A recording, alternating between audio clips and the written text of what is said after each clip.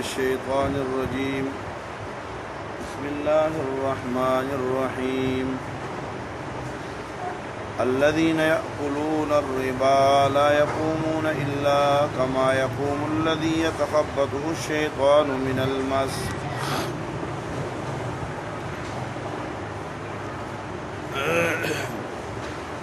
خلاصہ پہلے بیان ہو چکا ہے،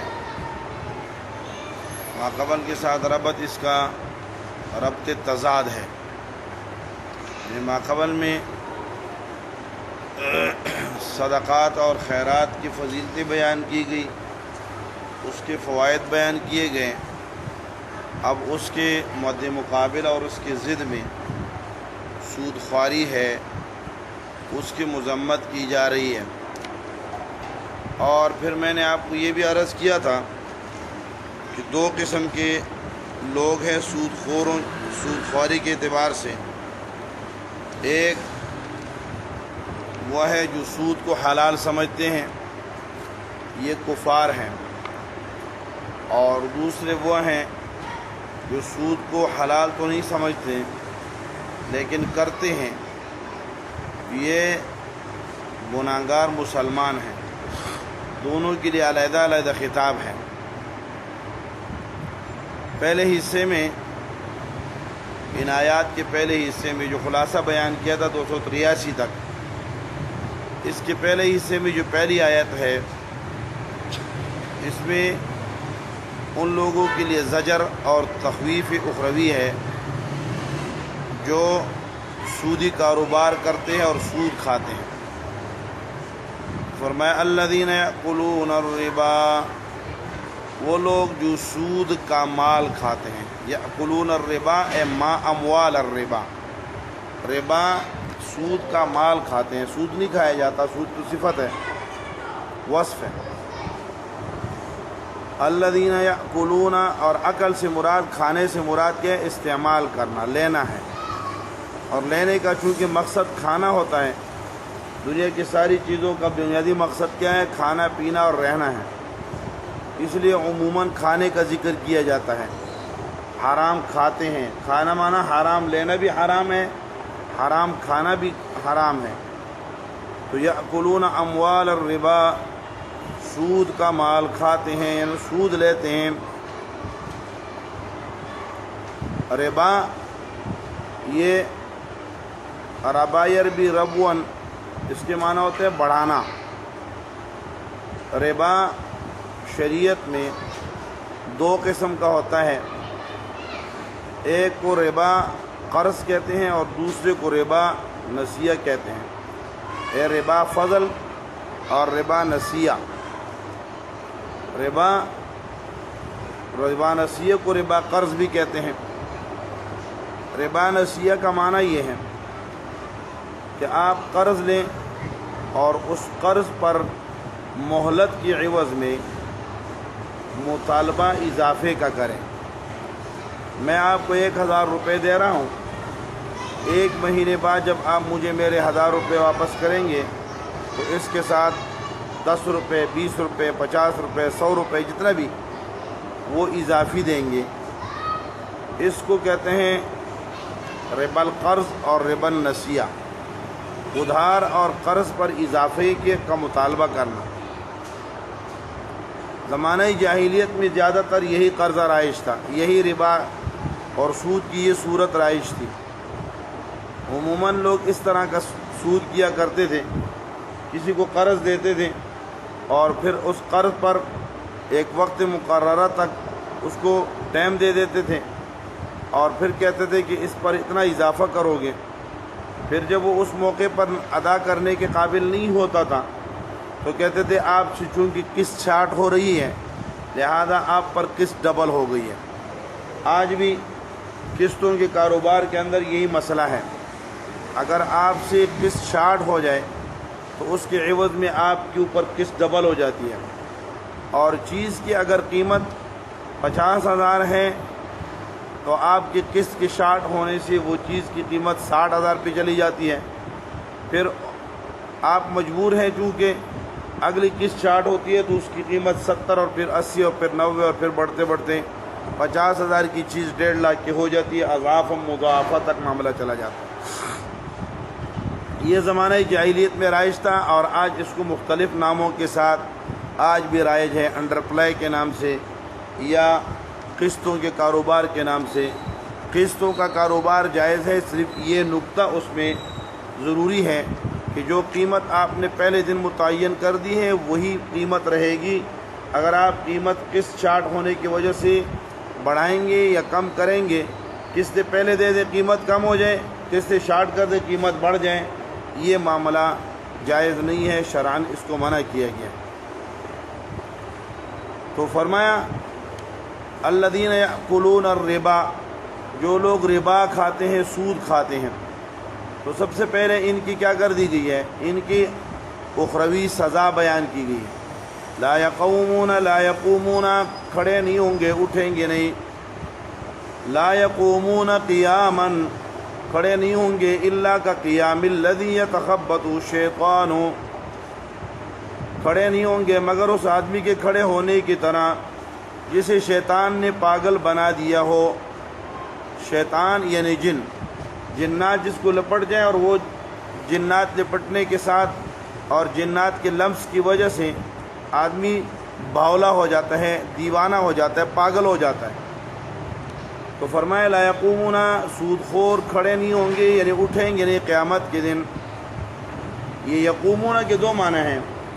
لا یقومون ایک تفسیر اس کی یہ ہے کہ قیامت کے دن، اور اس پر عبداللہ بن مسعود کی قرات بھی دلالت کرتی ہے۔ لا یقومون یوم القیامت الا کما یقوم الذی یتخبط الشیطان من المس، کہ قیامت کے دن یہ اس حالت میں، اس دیوانگی کے حالت میں اٹھیں گے پاگلوں کی طرح، پراگندہ حال اور بدحال، بدصورت، بگڑے ہوئے بال اور پھٹے پرانے کپڑوں کی طرح، جیسے پاگل ہوتا ہے، پاگلوں کی طرح اٹھیں گے اور دیوانوں کی طرح گھومیں گے پھریں گے۔ الا کما یقوم الذی یتخبط الشیطان من المس،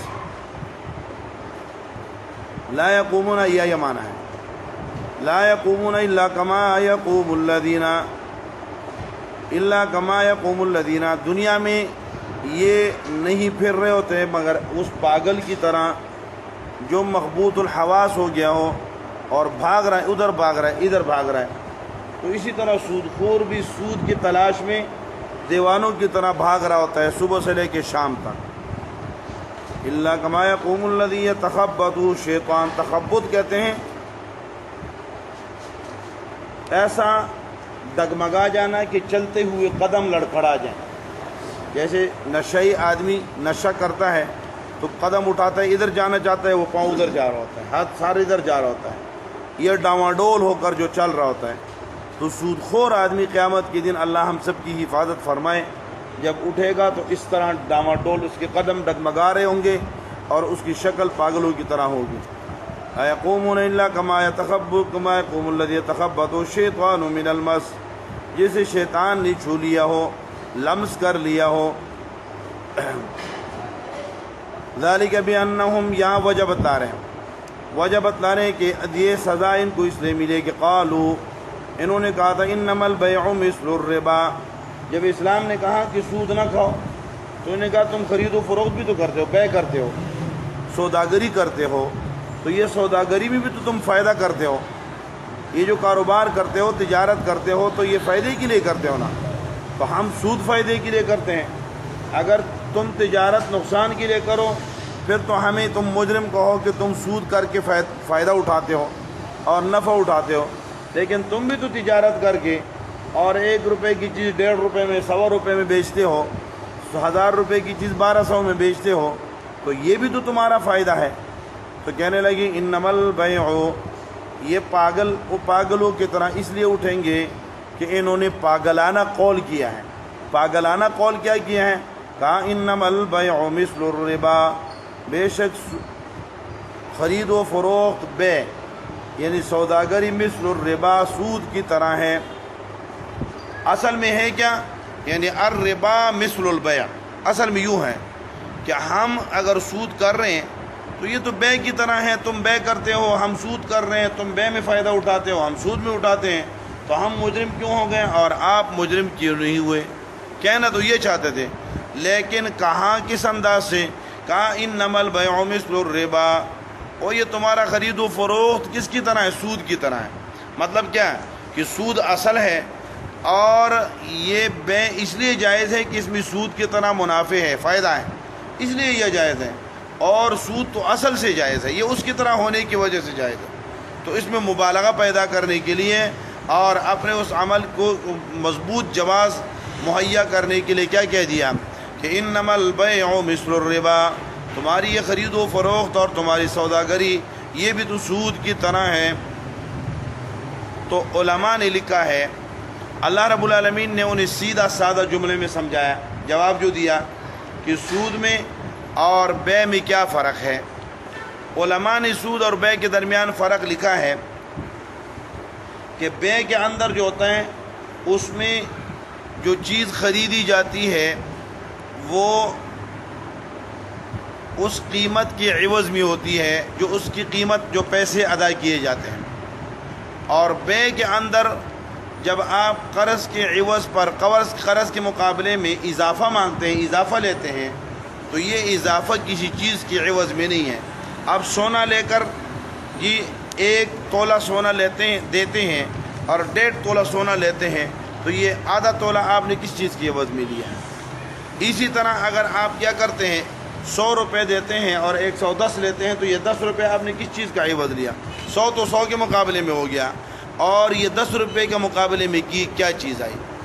تو جو منافع کس سے عوض سے خالی ہو وہ سود ہے۔ جو منافع عوض سے کیا ہو، جس کے عوض میں کوئی چیز نہ آئے۔ اب ہم کوئی چیز، میں کپڑا خریدتا ہوں مثال کے طور پر، یہ کپڑا جو میں نے پہنا ہوا ہے 1000 روپے کا جوڑا ہے مثلا، اور دکاندار مجھے کتنے میں دیتا ہے؟ 1500 میں دیتا ہے۔ دکاندار نے یہ 1000 روپے میں خریدا ہوا ہے اور مجھے 1500 میں دے رہا ہے، تو یہ پورا کا پورا کپڑا 1500 کے عوض میں ہے۔ اس میں کوئی 1 روپے جو ہے وہ 1500 کا وہ اس کپڑے کے عوض کی اضافی نہیں ہے، بغیر نہیں ہے۔ 1 روپے جو 1500 تک، 1 سے لے کر 1500 تک سارا کا سارے کے عوض میں اس نے مجھے یہ کپڑا دیا ہے۔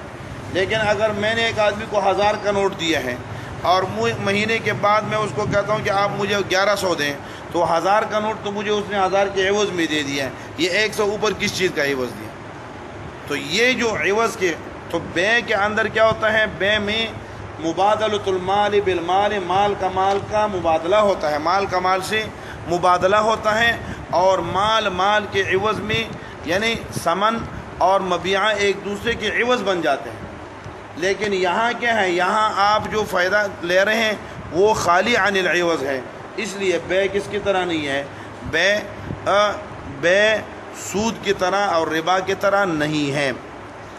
لیکن اللہ رب العالمین نے یہ لمبی چوڑی کہانی کرنے کے بجائے سیدھا کہہ دیا کہ بھائی بے اور سود ایک جیسے نہیں ہے۔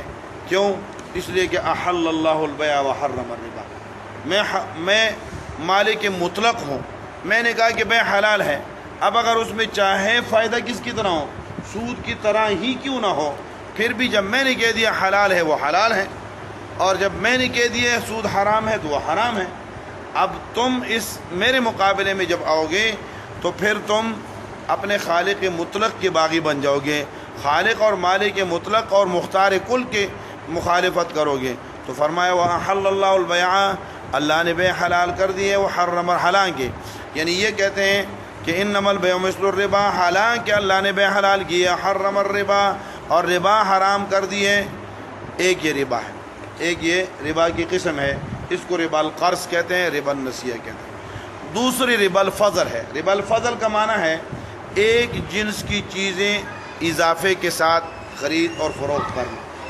ایک جنس کی چیزیں، جنس کی چیز کے مطلب میں کیا ہے؟ بھائی گندم کو گندم کے بدلے میں مجھے گندم دے دو اور میں آپ کو گندم دیتا ہوں، لیکن آپ کی گندم سے میری گندم میں کیا ہو؟ 10 کلو اضافہ ہو، یہ صحیح نہیں ہے۔ کھجور مجھے دیں اور کھجور کے عوض میں آپ کو کھجور دیتا ہوں، لیکن آپ کی کھجور آدھا کلو ہوگی اور میری کھجور کیا ہوگی؟ 1 کلو ہوگی، تو یہ جائز نہیں ہے۔ اسی طرح میں آپ کو نمک دیتا ہوں، آپ مجھے نمک دیں، میں آپ کو جو دیتا ہوں آپ مجھے جو دیں، اور اس میں اضافے کا مطالبہ ہو، تو فرمایا یہ صحیح نہیں ہے، یہ بھی یہ سود میں آ جاتا ہے ایک ہی جنس کی دو چیزیں، ایک ہی جنس کی چیز کو کیا کرنا، ایک دوسرے کے عوض میں بیچنا اور اس میں کیا کرنا، اضافہ کرنا، زیادتی کے ساتھ بیچنا، یہ منع ہے۔ وَحَلَّ اللَّهُ الْبَيْعَ وَحَرَّمَ الرِّبَا فَمَنْ جَاءَهُ مَوْعِظَةٌ مِّن رَّبِّهِ، پس جس آدمی کے پاس وعظ آ گیا، نصیحت آ گئی، وعظ جس کے اندر ڈانٹ ڈپٹ بھی ہو، قرآن آ گیا اور اللہ کے نبی کا فرمان آ گیا، سود سے بچو، سود کے اندر تباہی و بربادی ہے۔ موعظۃ من ربہ، رب کی طرف سے موعظت اور نصیحت آ گئی، فانتہا، وہ باز آ گیا، وہ رک گیا۔ پہلے سودی کاروبار کرتا تھا اور جب کیا ہے سامنے قرآن کی آیات بیان ہوئی، قرآن کے احکامات بیان ہوئے، پتہ چلا تو سودی کاروبار سے توبہ کر لی۔ فانتہا فلہ ما سلفا، تو اس کے لیے ہے جو پہلے گزر گیا۔ ما سلفا کی تفسیر کے اندر علماء نے دو قول کی ہیں، فلہ ما سلفا، فلہ ما اقرض، اس کو اس کا وہ قرضہ وصول کرنا جائز ہے، اضافہ نہ لے۔ فلہ ما سلف، سلف بمعنی قرض بھی آتا ہے، سلف بمعنی قرض کے آتے ہیں، یعنی میں نے جتنا قرضہ آپ کو دیا ہے اتنا ہی قرضہ مجھے وصول کرنے کا حق ہے جب میں نے توبہ کر لی ہے کہ میں نے سود نہیں کرنا، اور سودی جو اضافہ ہے وہ کس کو، اس کو معاف کر دے جس کو قرضہ دیا ہے۔ فلہ ما سلف، یہ معنی ہے۔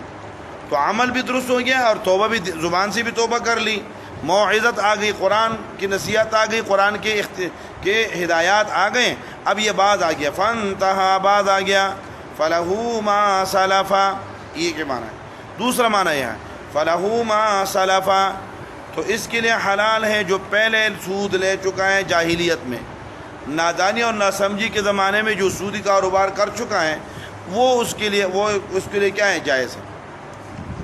وَأَمْرُهُ إِلَى اللَّهِ، اس کا فیصلہ اللہ کے دربار، اللہ کے حوالے ہے۔ وَأَمْرُهُ إِلَى اللَّهِ، امر عاقبتہ إِلَى اللَّهِ، اس کے انجام کا معاملہ اللہ کے حوالے ہے کہ اس نے توبہ صحیح نیت سے کی ہے یا اس پر برقرار رہتا ہے یا نہیں برقرار رہتا، یا واپس لوٹتا ہے یا نہیں، یہ معاملات سارے کے سارے اللہ کے حوالے ہیں۔ وَمَنْ عَادَ فَأُولَٰئِكَ أَصْحَابُ النَّارِ، یا وَأَمْرُهُ إِلَى اللَّهِ، اس کے توبے کا معاملہ اللہ کے حوالے ہے، دل سے کی ہے یا زبان سے کی ہے لیکن ظاہری احکام اس کے اوپر جاری ہوں گے۔ وَمَنْ عَادَ، اور جو لوٹ آئے توبہ کے بعد بھی پھر سودی کاروبار کی طرف لوٹ آیا، فَأُولَٰئِكَ أَصْحَابُ النَّارِ، یہ جہنم والے، ہم فیہا خالدون، اس میں ہمیشہ رہیں گے۔ اگر حلت کی بنیاد پہ کہ سود حلال ہے یہ سمجھتے ہوئے تو ہمیشہ رہیں گے کیونکہ کافر ہیں، اور اگر مسلمان ہیں تو اس کا حکم آگے آ رہا ہے، یمحق اللہ الربا، اللہ مٹا دیتے ہیں، محق کا معنی ہوتا ہے جڑ سے اکاڑ کر ختم کر دینا، میل یا میٹ کر دینا۔ یمحق اللہ الربا، اللہ برباد کر دیتے ہیں ربا کی بربادی کا معنی کیا ہے؟ معنی یہ ہے کہ دنیا کے اندر ربا خور کبھی آسودہ نہیں رہتا، اگرچہ کچھ عرصے کے لیے بڑے عیش و عشرت کر لیتا ہے، لینڈ لارڈ سے زندگی گزار لیتا ہے، لیکن آخر کار کبھی نہ کبھی اس میں دنیا میں اس پر کوئی آفت آتی ہے اور اسے برباد کر کے رکھ دیتا ہے۔ یہ ابن عباس رضی اللہ عنہ فرماتے تھے، یمحق اللہ الربا، اللہ سود کو میل یا میٹ کر دیتا ہے، معنی یہ ہے کہ اللہ سود خوار کا کوئی نیک عمل اللہ رب العالمین کو قابل قبول نہیں۔